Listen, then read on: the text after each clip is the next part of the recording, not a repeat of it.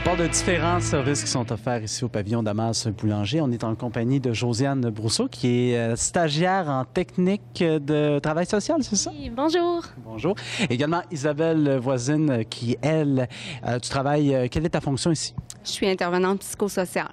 OK. En quoi consiste ton travail ici? Qu'est-ce que tu fais? OK. Ben moi, en fait, je suis responsable du suivi du cheminement de l'élève. Donc, j'ai un rôle là, à partir du moment où ils rentrent ici au niveau de l'accueil de l'élève, c'est moi qui les accueille. Puis ensuite, là, je travaille en collaboration avec les enseignants puis les autres intervenants du milieu. Moi, c'est principalement au niveau des besoins de l'aide personnelle. Si l'élève a besoin de vivre des difficultés particulières ou a des besoins spécifiques à ce niveau-là, c'est moi qui peux les rencontrer. On a une intervenante du CLSC aussi qui peut nous venir, qui est en support, là, si jamais l'élève a des besoins plus précis ou qui demanderait un suivi plus régulier, là, à ce moment-là, c'est cette personne-là qui me donne un coup de main. J'ai aussi un rôle quand je dis du suivi du cheminement de l'élève, c'est tout son parcours scolaire aussi, académique. On s'assure là, que l'élève ait un suivi global, puis de voir aussi à ce que son cheminement se déroule bien.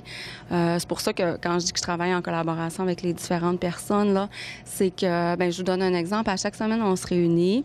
Moi, je suis là, puis il y a les enseignants, c'est évidemment, mais il y a également l'orthopédagogue qui est présente, il y a le conseiller en formation scolaire qui est là, puis la responsable en fait de l'assiduité scolaire est là.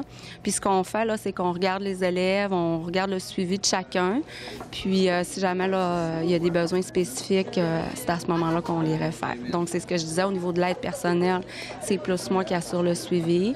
Si les difficultés ou les besoins sont plus au niveau des pédagogiques, au niveau des difficultés académiques, à ce moment-là, c'est Mélanie qui est orthopédagogue, qui fait un suivi auprès des élèves, qui peut offrir un service. Puis ça, bien, en passant, on est chanceux parce que c'est nouveau, là, depuis 2 ans qu'on a cette personne ressource-là. Présentement, il y a au moins une quarantaine de dossiers d'élèves qui sont ouverts, qui peuvent recevoir des mesures spécifiques, là, au niveau pour les aider dans l'accompagnement scolaire, là. Et il y a beaucoup d'activités ici. Oui, effectivement, il y a des activités scolaires.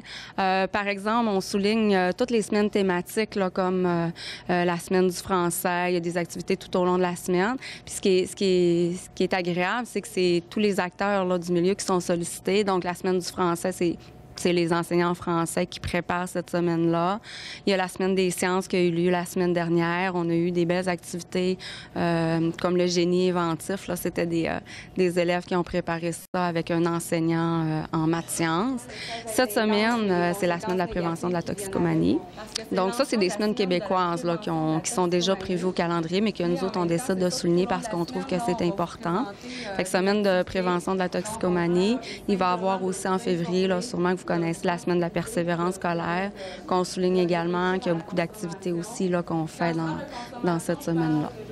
Et Joanie, toi, tu es stagiaire ici. Là. Oui, c'est ça. Bien, en fait, moi, j'accompagne Isabelle dans pas mal tous les rôles qu'elle joue dans l'école.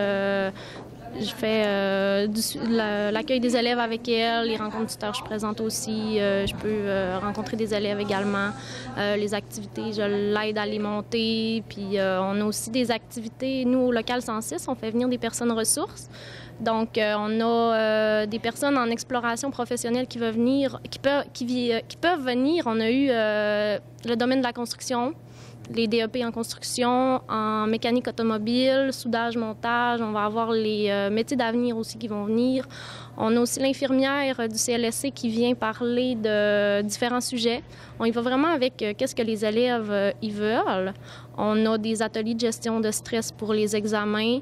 Et aussi, bien, pour le local 106, on a des activités comme ça au courant de l'année.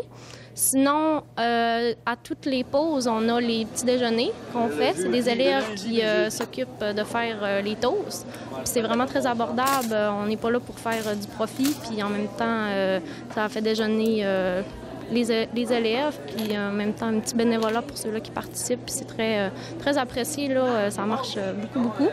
Puis aussi, bien, pour le volet santé, nous, le matin, on met des pommes sur les tables.